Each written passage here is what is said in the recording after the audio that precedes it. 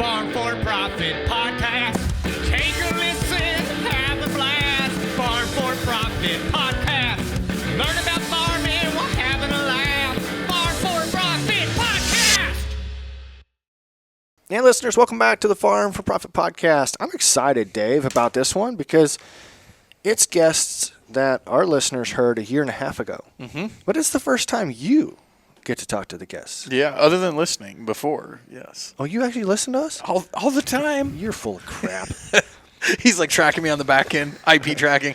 Dave did not listen. Dave did not listen. Dave's listened to 3 whole shows over the 6 years that we've done this. That's what he thinks. No.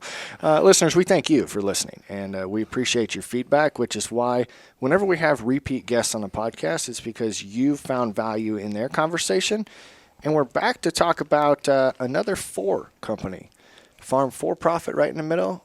I did go back and listen to part of our other show, and I think I've made way too many comments about the fact that their company is Balance4Ward with a 4 in the middle of it. So I'm doing it once. That's it. We're not referring to it again. Fair enough. Is it? Is that fair enough? Must be smart. You know I'm going to do it again. Yes. We are here to talk cattle. We're here to talk some business management tools, in my opinion, that our cattle producers or those that are looking to get into cattle production can utilize to help mitigate the risk on their operation and maximize profitability. Cameron's been on before, but I want you to reintroduce yourself. How did I do with that little introduction there? Good. Yeah. The cattle market's pretty mitigate good, the risk, maximize the profitability. Yeah. No, it's we live and breathe cattle, and if we can help maximize profit and make people feel better about their situation, that's what we want to do. Is that the tagline, or did I just make up a new tagline? I think we might have to take that. Hopefully it doesn't trademark Hopefully that don't trademark The bill will be in the mail. Yeah. All right, Cameron, introduce yourself, and then we'll get to Alex. Who are you, and how'd you get to Balance4Ward? Yep, I'm Cameron Ekman. I'm a sales manager here at Balance4Ward. Kind of oversee our sales division and all we have there for the company. But Balance4Ward is more than just that. It's a cattle feeding company first. We own and place cattle, and we're based out of Southwest Iowa, a small town called Nottoway.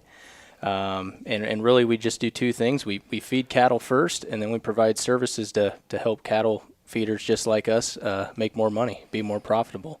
And there's a lot of different ways we can do that. Yeah. They're both in their cattleman vests, too, today. Yeah, So if you're not watching on YouTube, you got to go check that out. Okay, Alex Gertis. Yeah, so I'm a senior advantage manager is what we call that. I oversee one of the services we provide is risk management. I oversee the risk management department. Been with Balance4Ward about 4 years now. Actually, kind of out of a fluke deal at Iowa State, got an internship with them and kind of been ever since my sophomore year. So kind of really fallen in love with them and really passionate about what they're trying to do, right? Help that next generation of cattle feeders come back, more profit, take less risk. Let's be more modernized with how we deal with cattle every day. So you went to Iowa State. Yep. Did you grow up a farm kid? Yep, grew up in northwest Iowa, around the Carroll area. Row crop, corn, cattle, sheep, kind of did it all. Family didn't really expand as much as to bring me back or to give me an opportunity there. And I'm starting to see that kind of across the industry a little bit, right? The guys who do want to come back don't have the chance, and the guys who kind of get thrown into it just kind of get thrown into it. And we really want to help that generation learn how to make money farming and feeding cattle. So were you an ANSI major? Ag business. Ag business. Figured the cattle side he might be. Could be. Uh-huh. So you said risk mitigation? So like insurance? Risk management. Risk management? Yeah. I didn't know if you were in competition with like LMA, Livestock Marketing Association. They have an insurance arm to them, and I didn't know if when you talked about extra assets, that you feed cattle first and then extra services, I didn't know if one of the services was insurance. Depending on what you call insurance, we use LRP, Livestock Risk Protection, which is a form of price insurance, right? But it's really more risk management, and we think of risk management as a little bit different than most people do. We think in 18-month headspaces, not so much, hey, I have a pen of cattle I just bought, how do I risk manage them? It's always thinking ahead. So one of the ways we kind of learned that was actually watching the hog guys, right? Because, their gestation is a lot shorter. They know how many hogs are coming in and out over the next 18 months. We're thinking as cattle feeders, why can't we do the same thing, right? if we know the trend of the market, and we're what we call ourselves trend traders, we can look ahead and try to make decisions ahead of time to gain more profit in the market. I wonder if they use artificial intelligence. Well, we're going to get to that because I don't think they do. But No, I we'll want get to there. I want to give Cameron crap because he brought the A team. Yeah. Not that Wade, who was on last time, was B team, but does this guy know his stuff or what? He does. I brought the heavy hitter for sure. Okay, let's get to the basics of this because right now we're recording this after cattle producers have really had a pretty good run. We're coming off of, is it record high profits in the cattle industry? How do you see the market where it sits currently, Cam? Yeah, I mean, we're coming out of a 3 to 4 year rally where profits have been really good since COVID. A lot of guys have been making really good money on cattle, and then reinvesting that back into the operation and making even more money. So yeah, we're sitting pretty good. Not much pain as of late, but as you guys know, on the grain side, high prices cure high prices, right? And so there is a lot of risk in our eyes today. Where this market could turn on a dime, and all it takes is one event. And so making sure people are prepared for that, making sure us as a company are prepared for that, and because if we're wrong, our clients are going to be wrong too. So just helping them talk through different scenarios and making sure that they're on the lookout for that. So yeah, it's been a good time for guys feeding cattle for sure. So Dave, for our listeners that didn't listen in October of 2022, they need to go back because we covered a lot of the basics on what Balance4Ward does in that show. But we're going to go more in depth today. We want to really talk about the profitability and how we're going to help those in the cattle industry maintain when we might be headed in a down slope. We might want to protect these margins that we've been making and make sure that nest egg stays where it is. So, Alex, as you look at these, you said 18-month risk management chunks. What is Balance4Ward seeing over the next 18 months? Right. So what we kind of, I'll just back this up a little bit and kind of tell a story with it too. So Todd Drake, owner and CEO of the company, started the feed yard back in 2000, around the early 2000s. Man, his hair was on fire. Buying feed, buying cattle, pulling deads, selling cattle to the packer, dealing with family stuff. He's like, man, I got so much stuff going on. How do I go make a decision? And then he gets home at night, sits down at 8 o'clock in his recliner, and it's like, well, he just pulls up all these charts, right? And they're all these spaghetti charts with all these different lines. And he's like, well, how the hell am I supposed to make a decision looking at a bunch of spaghetti charts? And so what we kind of came up with is our 5-step proven process in cattle feeding. So what our 5-step proven process is really made up of data and opinions that we've found in the cattle industry. And so it's really getting it down to 5 steps where we can go make a decision if that's buying cattle, what we need to be doing in the future, and what's the trend of the market, basically. Because we are big believers in the 10-year cattle cycle. We believe that markets, I wouldn't even say just cattle, we believe markets have cycles, right? No matter kind of what you're talking about there. And so we look at the trend and kind of where we think it's going to go and the data to support or deny it, and then we base our positioning off that. And now that doesn't just include risk management. Maybe that's buying cattle. Maybe we should be buying lightweight calves instead of buying yearlings. Maybe we should background them ourselves. Is this the time to limit the amount of cattle in our feed yard? Should we take some risk off by not owning as much? Maybe there's maybe we're in the part of the cycle where an Oklahoma steer is a little bit cheaper than a northern steer. There's just opportunities that we find historically in cycles that we are looking for in those 5 steps. So I like that answer. And for those that are already just coming back, they paused the show and went and listened in October's, now came back to it. We learned that I didn't realize cattle could be sourced out of various different places in the country and have different values based upon different years. But it makes sense. I mean, you may have a year with a fire or a drought or a larger calf crop based upon connections. And that's what Balance4Ward has, is a lot of connections that give you the data to help monitor these trends. Yep.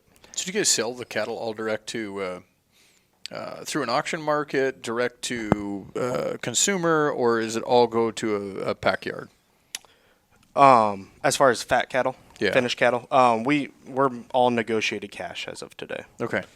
So now I say that some people may not like this answer, But sometimes we will use packer contracts when we feel like the market's telling us, right? And that kind of goes back to this risk management tool, and kind of what we see in the market is, man, for multiple generations, well, we did it because Grandpa did it this way. He only sold futures. He only packer contract, or maybe he was only cash to cash. He didn't use any risk management.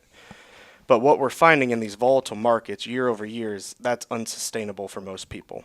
Most farms cannot survive being cash to cash. And the thing is we don't want to get stuck to one tool, right? I always like to think of it as you have a toolbox in your shed. You got a crescent wrench, you got a vice grip, you got a hammer. You have all those different tools. You just have to know when to use them and how to use them, basically. And so one of our jobs on one of the services we provide, I'm kind of jumping in here a bit, we do offer an Advantage package, which I would sit down. I'm an Advantage manager. I'll sit down with them once a week. And that helps them dive into their position a little bit and kind of teach them how to use each of those tools and kind of what they should be comfortable with, right? Not everybody wants to cap off their top side. Not everybody wants to spend a bunch of money on a puts or LRP insurance. There's different tools that people feel comfortable with, but they have to know how to use them down the road. So we've got a vice grip sitting out there on the coffee table, and I don't think I want to play the vice grip challenge with Alex. Maybe not. I don't think so. I'd be down if you want to try. Yeah, I think you would dominate as far as that goes. Yeah. So, Cameron, what are the challenges our cattle producers are facing right now?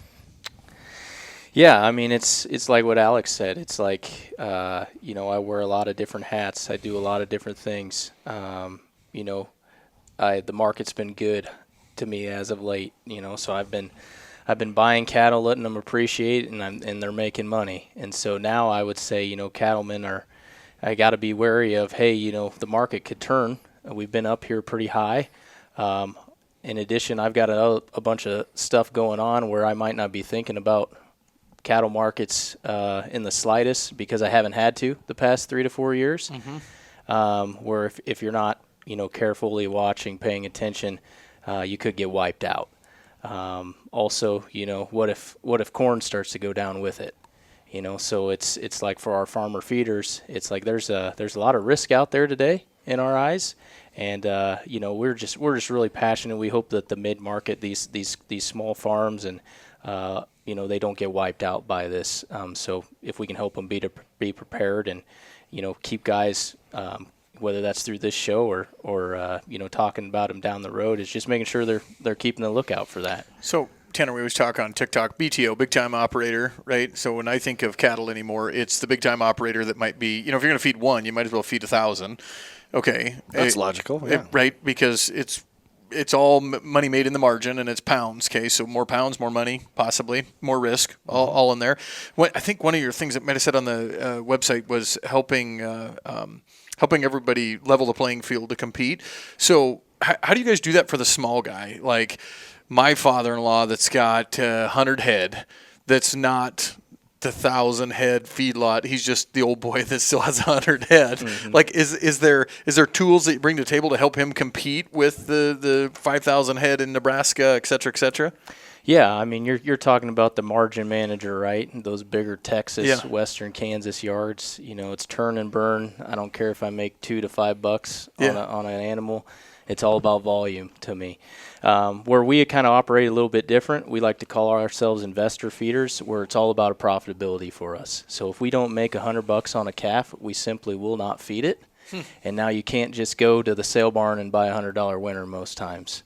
You maybe a couple of years ago you could, or last year at times. But so just helping guys of like, how can we be more proactive in managing our inventory? And like Alex says, not just living in the pen that you're feeding now. What can you be doing on your corn position, on your input position, to set that break even up the best you can today? Yep. Because at the end of the day, we simply cannot compete with the big boys if we operate in that pen to pen lifestyle like that. So helping them be a little more proactive of like, hey, let's make a plan here, and let's go try to maximize all we can on that 100 head. Gotcha. Or 500 head. How many of your operators or that you folks that you assist with at Balance4Ward are both corn, row crop, and cattle? I mean, is there any guys that are just cattle anymore? I would say about 90% It's are gotta be. farmer feeders, Yeah. especially with the region we're working with: Iowa, Nebraska, South Dakota, Okay. southern Minnesota, northern Kansas. You're gonna hit. It's all farmer feeder basically. Okay. And that's probably one of the challenges. Kind of going back to that question, there is what challenges do we face? It's sometimes we forget to separate the entities, right? We rob Peter to pay Paul to feed cattle. It and looks it's like, good. It man, could- we want to try to make money feeding cattle, and we want to make money growing corn. How can we do that, right? And so one thing cool about our feed yard is we don't farm down there at Nottoway Valley Feeders and Balance4Ward. We don't farm at all. We buy all our corn, but we treat ourselves like we're a corn farmer. So we protect our corn like we're a farmer, and we trade our corn like we're a farmer because we want to act like that farmer to separate those entities because there's money to be made on both sides. So when we did the interview in October, Dave, they talked about the farmer that walks their corn off the farm in the form of on hoof, rather than the opportunity of you still don't have to physically, due to the programming that you have, move the bushel off the farm, but you can still treat it like it was sold by one entity and purchased by another entity. Can you explain how that works? Yeah, so everybody's a little bit different, and I think it's up to each individual farm on how they want to do that. You know, I have some guys who price it the day the cattle hit the ground there that they buy. Whatever the corn cash price is that's what the cash price is for the corn.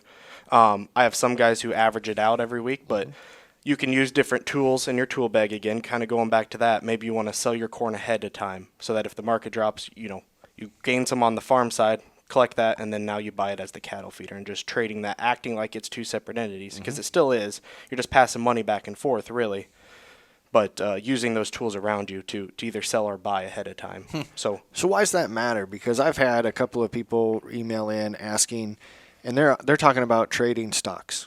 And actually, a lot of it came in after our Bitcoin episode.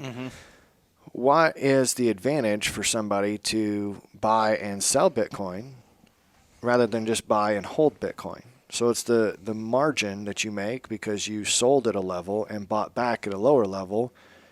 That's a law of multiples. You collected on that same bushel potentially multiple times. Right, exactly. And it kind of goes back to, you think about 2 years ago, you got $7 cash corn running out there. It's like, and then you held it all the way through, and then you fed it to your cattle when it was $5 on the way down. It's like, well, I could have just sold all my corn for $7, went on a vacation down to the Bahamas, and not had to go wake up at 5 in the morning and feed cattle. It's like, why would you do that if you have profit in your corn and you had profit in your cattle at those levels? Why wouldn't you just sell it ahead of time and to try to take that margin like you were talking about out of the market move? Well, we talked about this when we first started the podcast, Tanner. We had someone at our first conference, I don't even remember who it was, but talked about just eliminating the spots where you don't make money. So if you have those 5 acres that don't make money, just don't do them.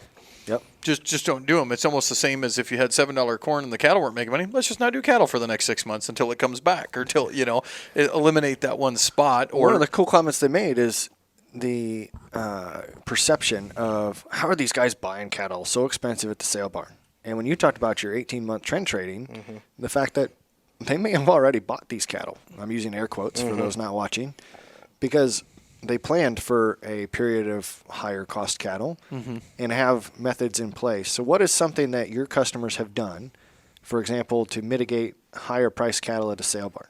Yep. So I'll kind of rewind the clock here a little bit, kind of back to 2022, and the cattle market was kind of flat to slightly up a little bit, but then you got into 23, and man, we were looking at our 5 steps and kind of the cycle, and it's like, wow, we continue to kill cows. We're not holding back heifers yet, so we know the supply of beef and the supply chain coming up is going to be lower and lower. That means cattle prices are more than likely going to continue moving higher. And so some things that we went into our tool bag and took some length positions on the board to lock in break evens. Basically, we're going to buy those cattle ahead of time on paper. Basically, 2 good things about that is it's cheaper to do it on the board, using buying calls or buying futures. And number 2, they can't die on you that way. If you're using paper, they can't die on you. The other thing we did do is, like I was talking about earlier, we'll buy lightweight calves and background them. So one of the services we provide to our clients is what we call B4W feeders.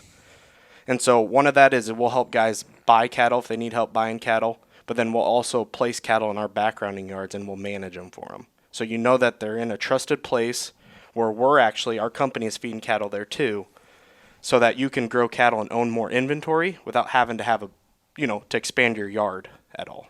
So just knowing where the trend is going, or have an idea where the trend is going, doing it safely, may I add in there, but still taking advantage of that. Like Cameron said, let the cattle appreciate. That's right. I wrote that down because I've never heard anybody say that before.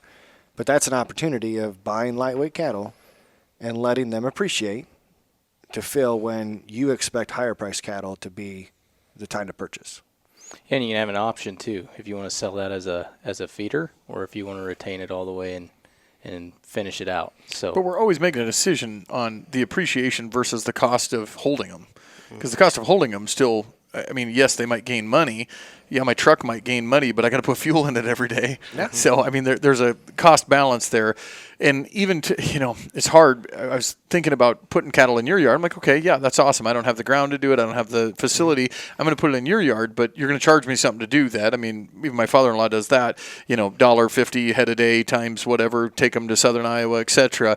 But to pay somebody else to do it, are you gaining any equity in that? If I buy my own cattle yard, at least I'm gaining equity, but I got to do it smart. That am I gaining equity in the cattle by letting them appreciate, or is my long goal the real estate? Maybe I had more corn ground, more whatever, and then this was a place to house them. The cattle was just a means to an end to get there. Just full circle. I don't know. Yeah. Mm-hmm. Thoughts anyway. No, that's interesting because it is. It's going to be unique for everybody. Yeah. To set up a target, but what I remember discovering in 2022 with you guys is, just like you said, Todd was doing everything himself. Mm-hmm. And not that we want this to be flat out go work with Balance4Ward. We do. I mean, there's a reason you're back. You guys do a great job. But it's the philosophy of having a lot of different experts in all the different areas of what cattle feeding looks like. So, Cameron, talk more about why is it important to have a mix of a team rather than just your guy. Mm-hmm. Yeah, I mean, Todd will credit that to the hair was on fire. A lot of stuff was going on. He couldn't compete in the industry. So he said, I got to surround myself with people who can help make decisions for me, keep me accountable. And also the bigger yards like David's talking about, they have a team that they pay $5 million plus to a year that watches the corn market, that helps them leverage markets really well. So Todd's like, well, I'm going to go put together a team that does the same thing in that capacity, and then when I get it right, I want to offer it to the public too, the guys just like me. And so really what that team allows us to do is to come in, have a plan, let's talk about it, let's stay on track, and then everybody can specialize in different things. Another thing we talk about too is alignment. A lot of guys that we've seen out there is, hey, my broker's telling me I need to hedge cattle here. They tell me I need to hedge corn as well. Oh, and then by the way, I got an order buyer telling me I need to buy cattle as well. So what does all those things mean together? Well, on our team, the guy who's booking our feed and managing our corn position are sitting right next to each other. There's so much sync going on there, so much alignment. So if we can help guys, sit down and take a look at that and making sure how all these different things, all these different people they're using can kind of come together. That's really this team aspect we really preach. Because you're not a broker. We are not a right? broker. So no. you're not incentivized to do a transaction fee Nope. for something along those lines. It's almost a balancing act. It is. It's like they are balancing and looking forward right at the same time. Uh-huh. Oh, man. Well, they don't even need a marketing team. They just got us. I know, right? We've captured 2 slogans today. I know. We have Kristen here. She's writing it down while we. So while we what speak. is Cattle Business System? We talked about that before. Expand on it. Gonna go ahead. Let me go. Yeah, go for it. Yeah, Cattle Business Systems is basically giving guys access to that team. It's a monthly membership where guys can join on our membership and get access and a monthly sit down with us, where that team member who helps make, or those team members that helps make our decisions every single day, can align with their operation to help them make decisions. What's your recommended size? Like how big, for our listeners, if I got 400 cattle, 32 double, I'm not. Just kidding. How big do I got to be? I think our small. The smallest we work with, anyone around 300 to 400, all the way up to just under 20,000. Okay. We say it's more of a mindset. If you're willing to grow, willing to accept change, and willing to take some risk, we think we can pretty much work with you. So if you're not willing to do that, it's probably going to be pretty hard for us to give you any ROI or help you. But, risk it being in farming and cattle feeding comes every day. So Last time we chatted, Corey thought by the end of the episode, these guys made it sound so manageable, he was going to start placing cattle. Yeah. Did Corey ever place cattle with you guys? no, I haven't. I'm still waiting I was hoping he was here today. We're going to have to get him in here. Just so you know, something that's changed with us since you were here last time, we all have cowboy hats now. Yeah. Oh, man. And we all have custom belt buckles. Yeah. So that was purely due to your influence. Man. Or maybe Feel good. Dave's. There you go. There you go. Corey, what do you call it? All cattle and no hat? Now Corey's just all hat and no cattle? All hat and no cattle. I got to ask, whose idea was the really floral shirts looking? Those were vibrant. provided to us by a listener and sponsor, Sherry at Steinbauer. Okay. Said, hey, you guys, she talked about the company on one of our shows, and the company got a bunch of sales out of it. And they sent us the shirts, and then she started putting our logos on them. So, yeah. Oh, wow. It's mental health awareness. Mental health awareness. Trade mud. Awesome. Yep. Yeah. And They say conversation starter right on the back of them, and they do. they start a conversation. Like it just happened here. I'll tell you that. I feel bad. We should have had him on today. We should. so I thought coulda- about it. I was all in the shop. We're all busy and ready to go. But no, this is good. But we did this last fall, or the fall of 2022. We want our listeners to walk out of here with something special. So I'm not going to stop asking until you give us a little bit of insight as to what 24, 25 might look like. Mm-hmm. What's your inclination in the picture of feeding cattle? Yeah, I can hit on that. So let's just kind of see where the market's at right now, right? Cattle have just rallied quite a bit. Corn's starting to fall off a little bit, really coming off pretty down move, right? Very similar to kind of that 2012 to 2014 move. Looks kind of similar to that. Looks like distillers are going to get a little bit cheaper going into this summer. So that's kind of cattle, corn, and feed. That's really what we focus on. So on the cattle side, you think about it. Think about that plant fire back in 2019. And then you kind of had COVID in there, which was a down, but kind of came up too right away. It didn't last too long. Ever since then, this market's kind of just been up, up, up. About 3, 4, 5 years in a row now. Every time that you've bought in cattle, so if you've made money, every time you've closed out a pen, you made any money, the next pen, you just took that cash that you made and put it towards the next group. And you put it towards the next group. So you got 5 to 6 years worth of profits in a lot of these cattle sitting in here today. Like Cameron was saying earlier, what goes up must come down at some point. We feel like we're getting towards the end of the cattle cycle. Seeing that 2014 was the last end of the cattle cycle, it lasts anywhere from 8 to 12 years. So right now we're kind of sitting right at that perfect 10-year mark today. We believe that the high will be set here in some fashion within either it just happened or within the next 6 to 12 months. We believe that a cattle high will be set. And so some of the things we're preparing to do is you're never going to be risk managed enough, right? You're always going to have too much on the way up. You're never going to have enough on the way down, which we're kind of feeling this week, right? We could be 75% hedged today and you just still feel like crap because of this bird flu scare that's kind of going on in the market right now. And so our job is to stay prepared. We're trend traders. We're looking for a change in the trend of the market. And so on the way up, once we feel like we're getting towards that high, we want to be pretty well protected. And then once we get towards the bottom, what we call a dead cat bounce, when you find that bottom in the market, you set a new cycle low is what we call that. That is where the opportunity sets in the market. So if I had to tell your listeners one thing today is don't risk the last 10 to 15 bucks in this market and risk a $50 to $40 setback in the market to try to gain that last 10. But that's not our style. Right. We all want the top. We all want the top. We all get greedy, right? And that's what we just got to prepare against, right? We've made good money the last few years. Let's not throw it down the drain trying to get that last 50 bucks ahead because we're buying expensive cattle today. Guys are going out and buying a really expensive cattle, and it's hard to make money on them. So question for you. I sell farmland. Yep. Okay. So along that line of selling farmland, corn prices have dropped. Okay. There's lots of influences that are out there. I've always said, and a good cattle friend of mine at Dunlap Livestock says, markets are emotion. When we feel like we have jingle in our pocket, we will buy the new truck. Okay, we will go spend on high-priced cattle, we'll spend on high-priced land, etc. So prior to COVID, all those years that were there were exterior influences from PPP and market facilitation program and $7 corn and low interest rates. We had a whole group of stuff that made us money. So now we have 5 years of money sitting in our pockets. So we feel like the emotion is good right now, I would think, because we feel like we have jingle, but there's a lot of negative pressures outside coming in. High interest rates that we have, presidential election coming in, possible policy changes, change to the farm bill, carbon credits, et cetera, et cetera. So we have all this stuff coming in that might look negative.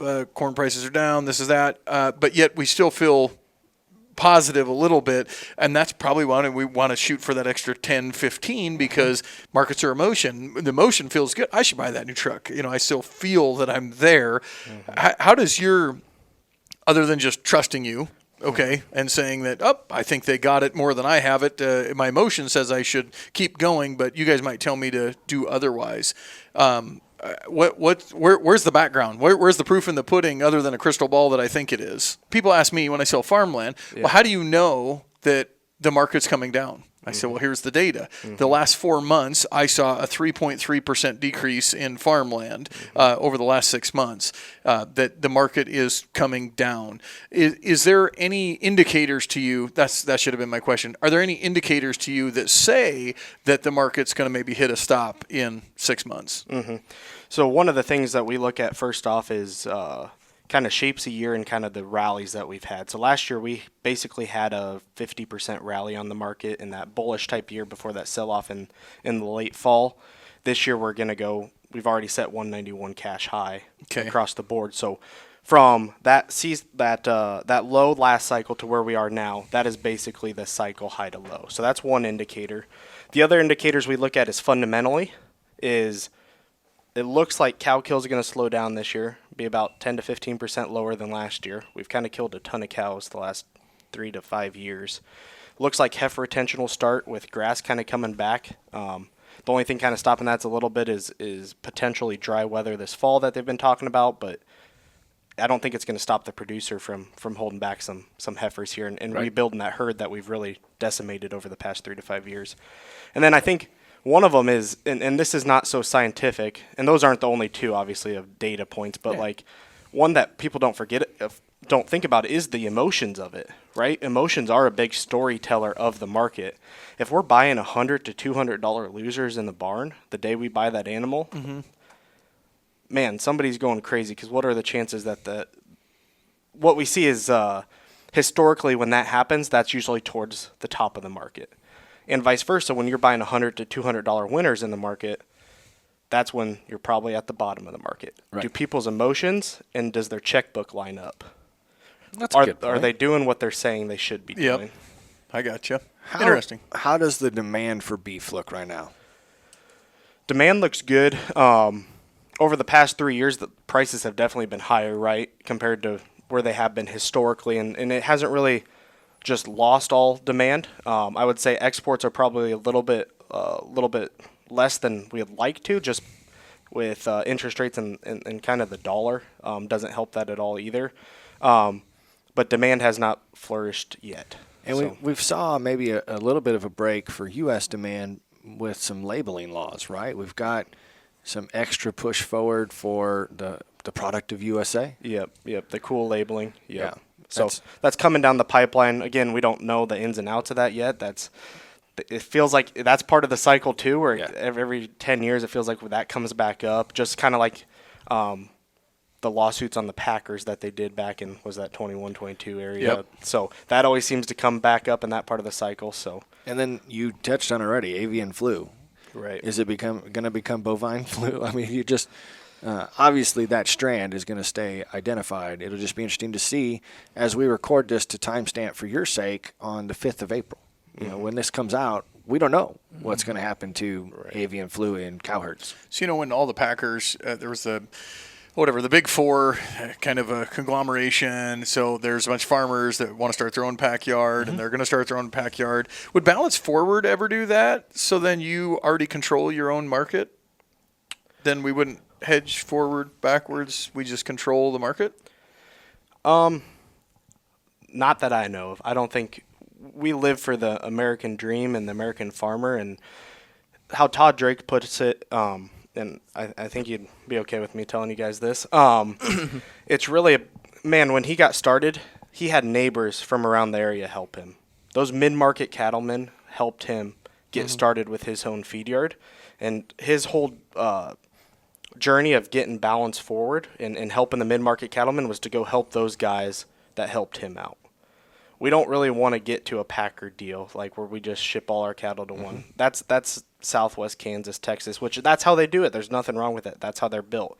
But we are born and raised in the Midwest, and we love family farms. We love bringing back the next generation and raising our kids on the farm and teaching them those values of hard work and determination. And that's really what we want to keep around. So it's a good question. I just don't think we really love the Midwest and the roots that we grow here. So I would say too, Alex, there's a lot of people that have tried that, and if it worked, a lot more people would be doing it. So we like to think that we try to do things a little contrarian. So there might be some day and time down the road where we'd go that option. But yeah, probably not in the near future. Well, you think I'm thinking of Corey's hog confinements. He knows his input in, he knows his input out. He works for a contractor. It's it's vertically integrated. It's vertically integrated. And we hit on that a little bit last time. Yeah. The fact, as long as we continue this path, beef won't go that way. Yeah. Well, they got to go to the auction market because that's what I do for a living. that's right. When cattle's in more hands, that's when more people win.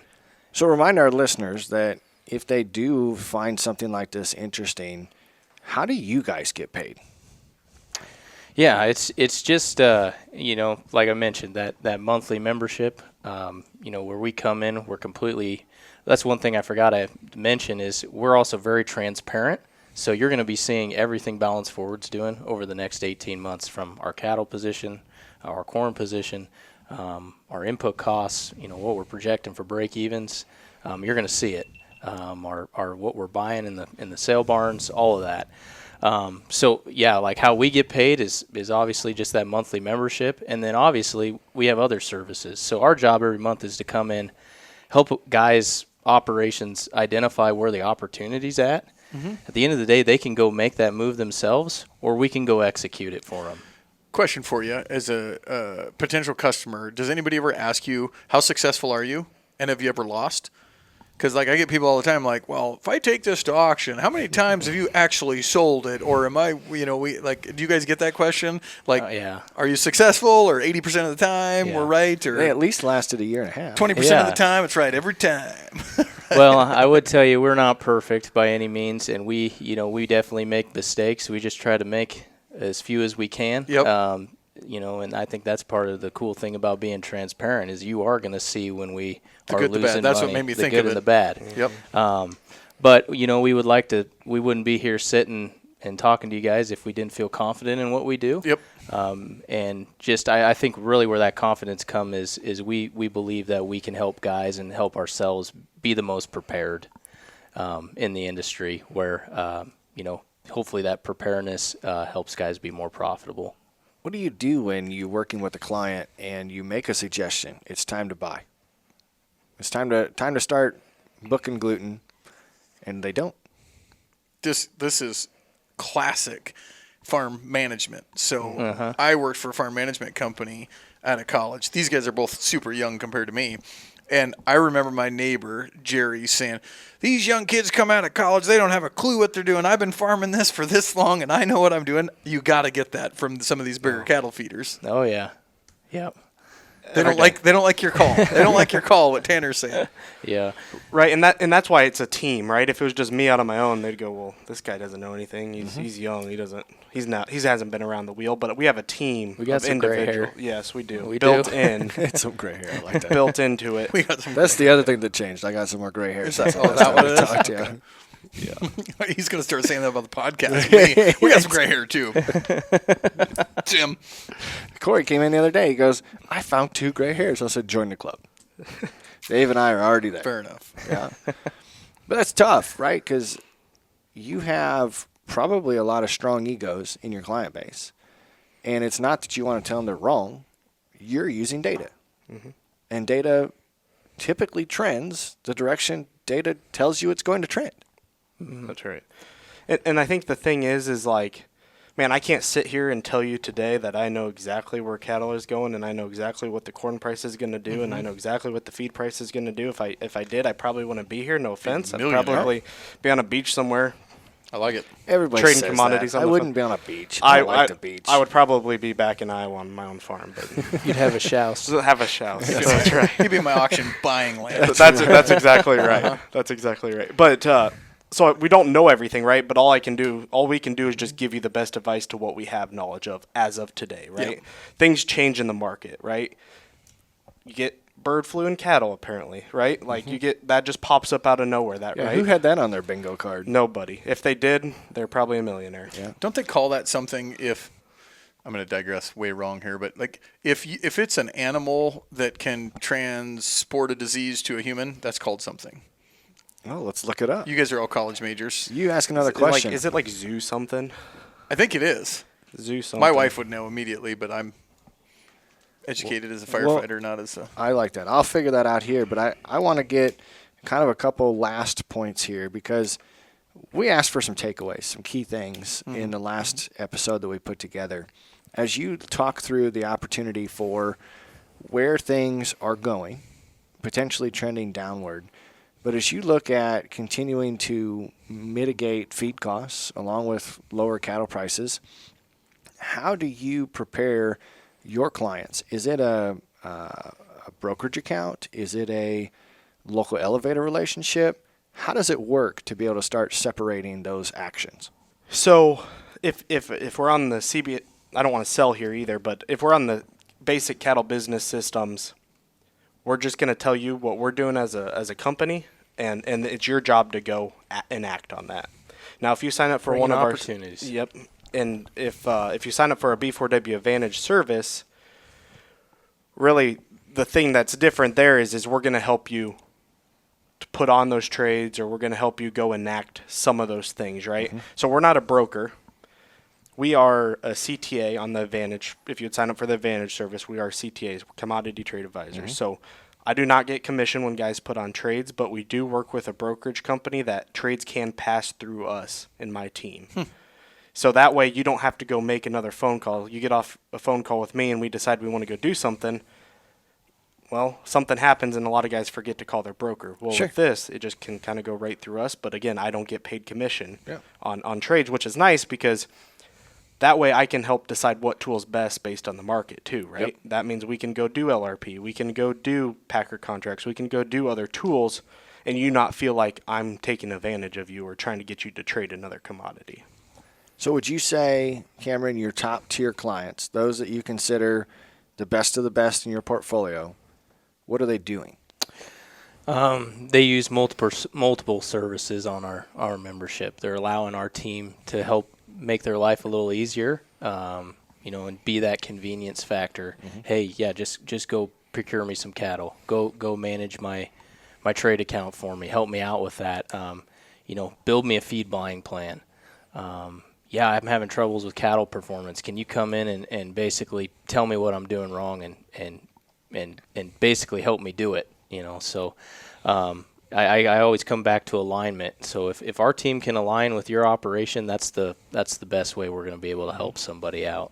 But that's not saying you have to do it all either. There are some guys who are very, very smart, and not saying that we are know everything, but that actually can do the implementation on themselves and really can. Then they just need a little bit of confidence. So if my cattle company does really good by taking your advice, do you guys make more money?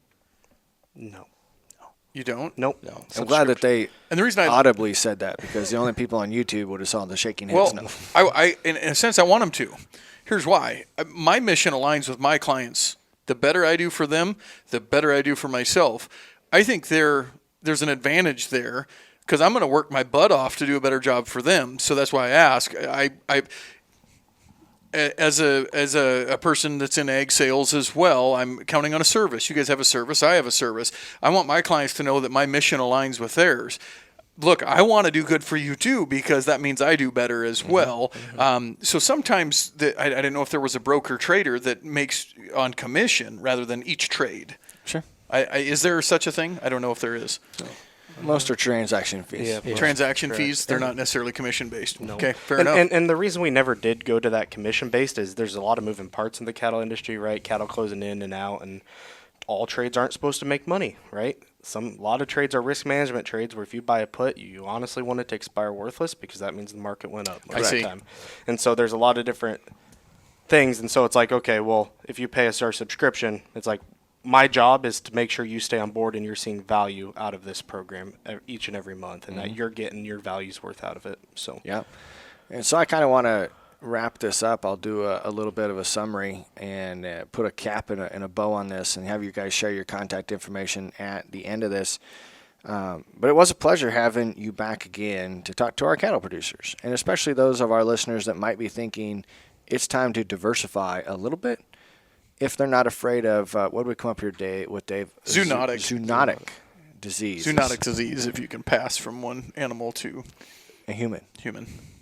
So if they're looking to diversify out of row crops because it's been tough or getting tougher, and they want to look into feeding cattle, this is a group that potentially they could work with to have a little bit of reassurance that there's going to be the opportunity for the most margin that they can possibly get. Balance Forward works on 18-month risk management trend observations. You guys look at more than just the pen of cattle that's in the pen itself, and that's something you'd advise all cattle producers to look at and develop a strategy or a team around that can pay attention to cattle cycles, feed cycles, where we're going in the market, and what types of tools are available, and maybe have different experts combining all of those different factors together. You guys aren't brokers, but there are brokers, and those are important parts of the cattle feeding plan. We also know that you do buy cattle, or at least have the connection to buyers to source cattle, so we can provide our listeners with a lot of different opportunities all the way across the board. We also know we need to get on Corey because he didn't buy cattle like he said he was going to.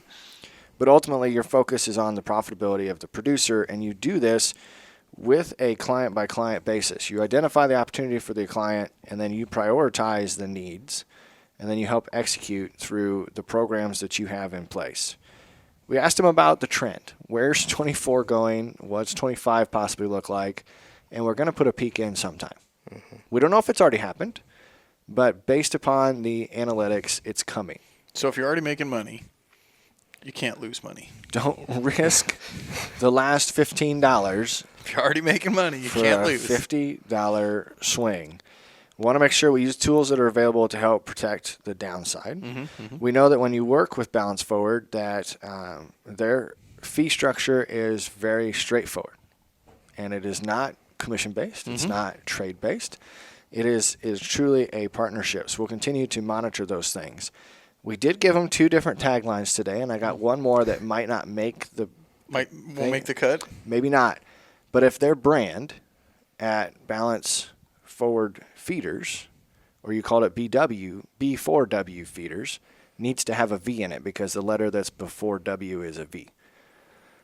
So B4W. That was a horrible joke. Really? that one might not make the cut there. Make the cut. But you can make the V look really cool with like an arrow through it and a sun setting over the top. I think we could get it done. Now, ultimately, it's been a pleasure to have both of you back. I'm glad that, Cameron, you were able to join us a second time. Yeah.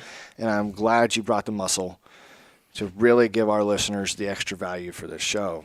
So how do they connect with you if they want to learn more about feeding cattle, what profitability looks like, and the services for Balance Forward?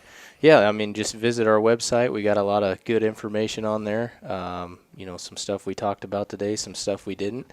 I'm willing to give my personal line out here, 402-521-4823. They can set up a time where we can come out and chat with you personally. We can do that over the phone or come out to the yard. We've got a lot of different areas we cover. And so, we'd love to hear more about your story and what you got going on if you're interested.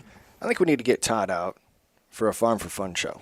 Have a beer or a cocktail with that guy. It sounds like going from having your hair on fire to managing a successful company, because we didn't talk at all about how this was kind of tied in with a commodity company. We didn't tie in a lot of Todd's background, but of course we can find that in those other episodes. Yeah, for sure. All right, payoff question Dave and Corey have come up with in their infinite wisdom. Oh, yeah. For each of you guys, what's the best food you've ever had and where did you get it? Oh, man. Yeah, that's. I like to eat a lot, so. That's You're the one talking, huh? She's shaking her head like, no. For me, obviously, cattle guy, steak, right? Yeah. Ton of good steak places in Omaha. If you ever get down there, you need a recommendation, hit me up. There's plenty of good one. Mahogany, one of my favorite. Really, really good. The Drover's pretty good, too. So. Is Omaha Steaks really from Omaha? The ship it to you in a package steak company? They're based in Omaha. Yeah, it's a sore subject at Balance4. Yeah, I wouldn't. We're not allowed to speak too much on that. Great branding, great advertising for sure. They know what they're doing there. But yeah, steak not the best quality. All right, what about you, Cameron? I would say cow feeders. It's always going to be steak. But hands down, I'd always take my grandma's steak over anything. She knew how to do it. So a lot of practice, a lot of years. But is she on a grill? Is she in a skillet? Skillet with some lard. Cast iron skillet with some lard and a little salt and pepper. Keep it simple. And the nice baked potato on the side. So you called her grandma. Yeah. We had a text debate between the three of us hosts because my mother. Thank you for calling. My mother, Mama Lynn, who's been #1 fan of the podcast, is referred to as Mima by my daughters. Where do people come up with these crazy names? Nana, Mima. So for my family, my wife's Grandma. the youngest of the family, right? So her two older siblings had kids before us, and they called my mother-in-law Mima. So it's going to be way confusing to my girls to have a Mima and a grandma. You called her grandma. Alex? Grandma, all the way. Grandma? Yep. Dave's a grandma. See, I called my grandma like grandma. even for our kids, we have Grandma Diane and Grandma Kelly. You gotta that's specify, that's how they are. See, like my grandmothers, both of them, one was Lily, right? So you just use their first name, like, hey, Lily, hey, Shirley, this is what it is. But they said you can't do that. But I still call my dad. We had this debate at my house the other day. My wife's like, why does he call him, he just calls him Bob. Like, he can't call his dad Bob. It's Dad. It's like, no. When do you start using your parents' first name rather than their mom or dad? See, I had Grandma far and Grandma close. That's how sophisticated I Oh, was. wow. Grandma There you lived go. farther away. We don't even use names. Forget that. I figured I'd throw that in just since you mentioned that. But no, pleasure having you back on again. Oh, thanks. Hopefully our Yeah. listeners find additional value in this and dive a little bit deeper. It'll be kind of fun to watch the trends play out. And hopefully we get to talk with Todd. I think that would be a really fun episode to be a part 3 and not have to talk to Cameron again. Yeah. Let's get him out of here. Well, if we didn't miss anything else, I'm going to wrap the show up. What do you guys think? Yeah. Did you want to go over all the services a little bit? Like, I know we kind of hit on the new balance. Did we hit on those enough for you, Cameron? Just Yeah, I think the services, it starts with building a relationship. That's where that membership comes in. But like Alex was talking about our Advantage program, that's strictly the hedging, the puts, the calls, all the tools there, the risk management, we like to say. So if guys need help with that, they can jump on that side of the platform. Hey, maybe a guy needs help with buying and procuring feed, whether that's distillers or maybe supplement or something along that lines. That comes from New Balance Commodities side. That's kind of where Todd started this whole thing. So they can jump on that. They can kind of pick and choose where they want to go based off of where they need help with. Because we have a lot of guys that are like, yeah, my dad buys the cattle or my brother buys the cattle or we own a sale barn. Probably not going to help them out much there, right? Sure. So, I think that's the beauty about what we do is, you don't need risk management help, but you need feed help. Yeah, we can help you out. I mean, you don't have to choose, all of them. So, that's kind of what I would cover on the services there. So. Good. Well, I love it. Thanks again for hanging out, listeners. We appreciate you listening. So until next time, have a good one.